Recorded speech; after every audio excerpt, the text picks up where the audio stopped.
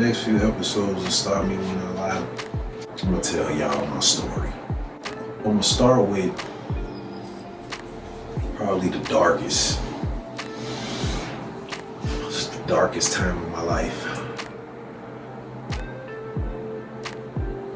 2015. This is my first time admitting this, but I was smoking cigarettes at this time. On top of smoking weed and drinking. I was working at O'Hare, fielding planes, getting paid good money. Get overtime on that road too. I was in the union. I was high on the seniority list.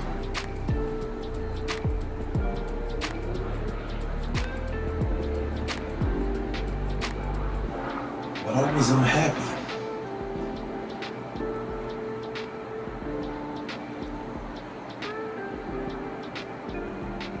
I was living with my pops and his wife at this time. The whole time I was there, it was just, I wasn't comfortable. I felt like I was in the way.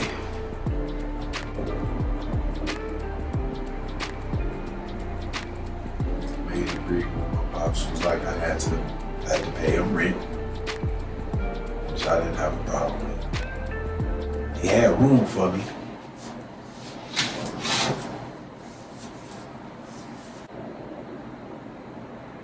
I just felt like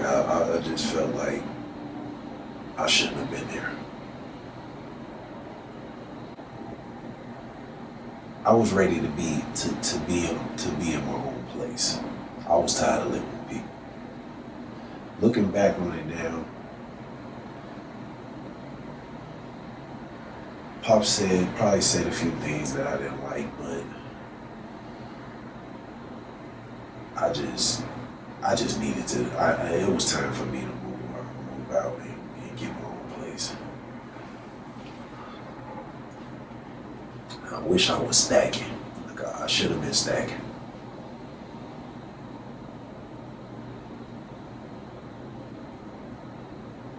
So I want to say after Christmas, I just left and I didn't come back.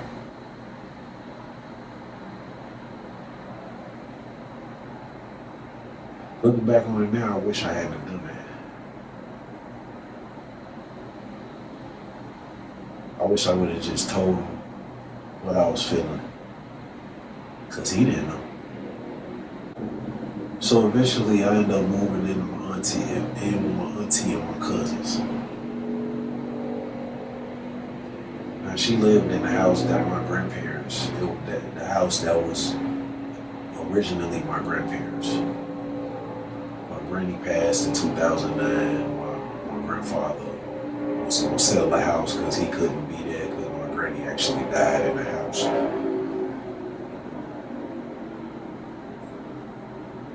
But my granddad couldn't be there no more. So my auntie said, you know what, no, let me take the house. So she did. So she moved in, her 2 kids, and that was that. House stayed in the family. Now it started off as visits. I visit them, hang out with them for a few hours, and then I go on about my way. When I was living with my best friend, that's what I did. I just said, you know what, I'm just gonna chill here. I didn't even talk to my auntie. I was just there. But me and my auntie ended up having a conversation. She was like, dude, you could have just talked to me. I don't care about you staying here. You just talk to me though. I eventually talked to her and told her it's just like, it wasn't working out in my pop's career. I had to get out of there. And I was like, I just need to stay here until I get back. I find my own place. So he was like, all right, I need you. I was smoking cigarettes. Hated cigarettes for years.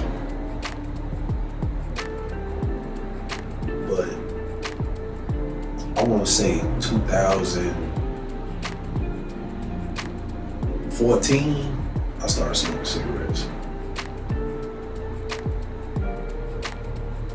But I was only doing it at work.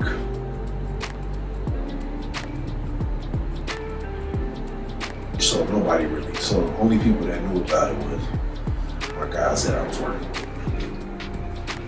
My family didn't know until when I was staying in my auntie house. I went outside. My auntie knew I smoked weed, but my square fell out my hand, and my auntie, she was like, "Get your cigarette." But this was the thing about my auntie. My auntie didn't question it. She was like, "Dude, you smoking cigarettes? What's wrong with you?" I know if that was my mom, she probably gonna kill me when she see this. She probably gonna kill me when she see this. You know, I'm definitely gonna get cussed out though.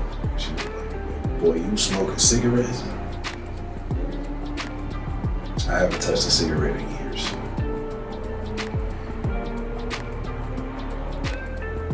I let that go years ago.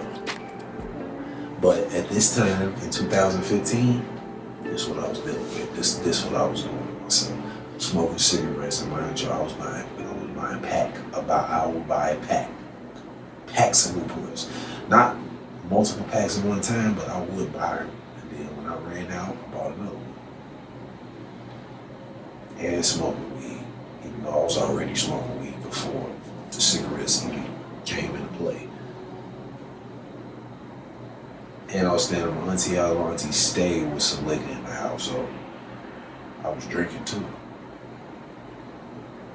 I wasn't taking care of myself. And on top of that, I was unhappy. The majority of 2015 at my auntie's house. I want to say for February? Yeah, February. My wife, who was actually my girlfriend at the time, told me she was pregnant. I was like, oh man.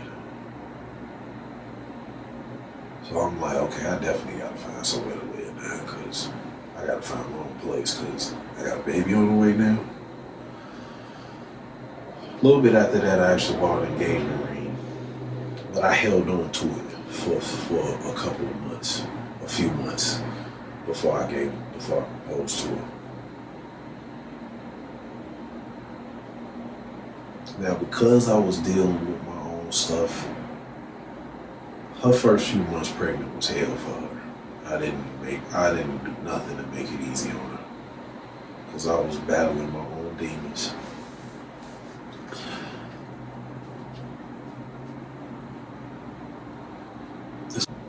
Everybody calling it. I'm not answering for nobody. Only people I'm talking to at the time was my auntie, my cousins that I'm living with, and my wife. That's it. I wasn't talking to nobody else. Then I got to the point where I ain't even gonna stay at my auntie's house no more, so I was sleeping at the airport. I go hang out with my girl at my house. And it get too late at night, like 1, 2 in the morning, and she'll drop me off at the train, and I go straight to the airport. And I chill out until it's time for me to start my shift. I did that for a couple months. A couple times, but I did that for a couple months, a couple times a week. You know, I was at my auntie's house, but then my girl was like one day, like, this gotta stop. This ain't good. It's not healthy. You gotta stop this. You gotta talk to your father. So then I looked at that engagement ring, and I was like, yeah, I'm gonna propose to her. I just don't know when yet. So while I'm slowly but surely trying to get myself together, my great grandmother died on my dad's side. Crushed my world. I'm on my way to work one day, and I get on Facebook. I see my uncle post a picture. I was like, what? People calling me. I'm not even answering the phone. Terrible. I I know when my family saw me at the funeral, they knew I was going through it. Not just the fact that my great grandmother passed away. We all was crushed by that. But I didn't have a haircut. My beard was crazy, nappy.